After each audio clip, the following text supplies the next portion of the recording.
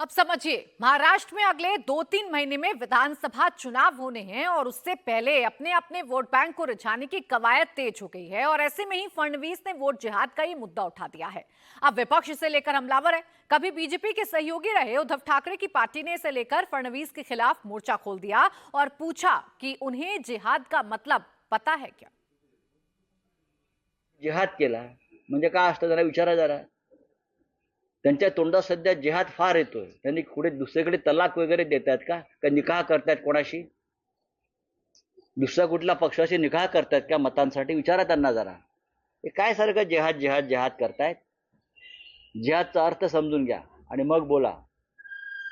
तुम्हाला भ्रष्ट लोकांची मतं चालतात. भ्रष्टाचारी मग याचा अर्थ असा आहे की तुम्ही भ्रष्टाचारांशी निकाह लावलात बोलू का? या सगळ्या भ्रष्टाचारांना तुम्ही आपल्या बरोबर घेतलं, मग तुम्ही त्यांच्याशी निकाह लावला सांगू. अब देखिए, वोट जिहाद का जो शब्द है वो पहली बार लोकसभा चुनाव के दौरान उठा था, जब कांग्रेस नेता सलमान खुर्शीद की भतीजी मारिया आलम ने वोट जिहाद का जिक्र करते हुए मुस्लिमों से एकजुट होकर वोटिंग करने की अपील की थी और इसका असर भी देखने को मिला था।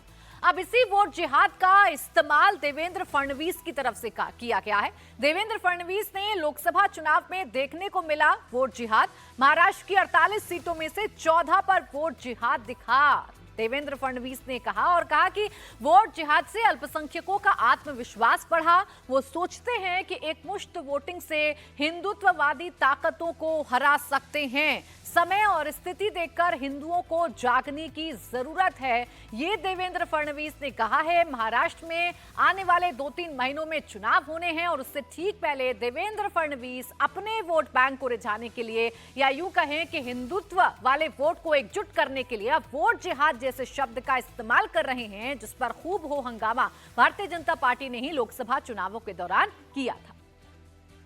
भाजपा को अपनी जमीन खिसकती हुई नजर आ रही है। उनको पता चल गया है कि महायुति की जो सरकार है महाराष्ट्र में टोटल फेल हो चुकी है डेवलपमेंट विकास सबके नाम पे। तो बस इसी तरह की बात करने पे आ गए, पोलराइज करने की कोशिश की जा रही है। अभी लव जिहाद, वोट जिहाद, लैंड जिहाद, सारे जिहाद इनको समझ में आ जाएंगे कि जिहाद का मतलब क्या है पता है इनको।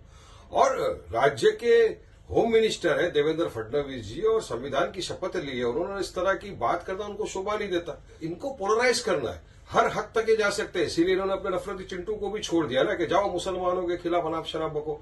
तो साफ जाहिर होता है कि भाजपा की सरकार राज्य के अंदर सांप्रदायिक तनाव फैलाने की कोशिश कर रही है। मंदिर, मस्जिद, पाकिस्तान, मंगलसूत्र, घुसपैठ, ये सारी चीजें ये लेके आ जाएंगी क्योंकि लोग सवाल कर रहे हैं विकास के नाम पे।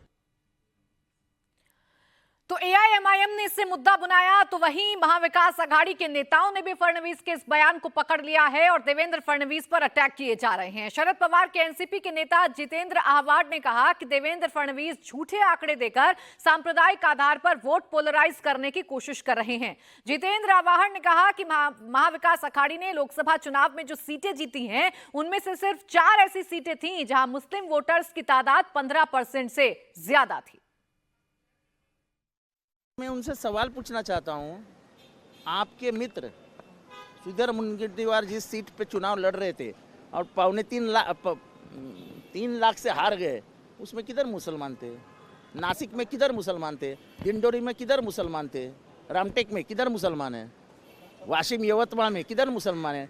31 सीट में सिर्फ 4 जगह ऐसी है जहाँ पे मुसलमान का प्रभाव नहीं है, 15-20% है, लेकिन अधिकतम हर जगहों पे हिंदू ज़्यादा है।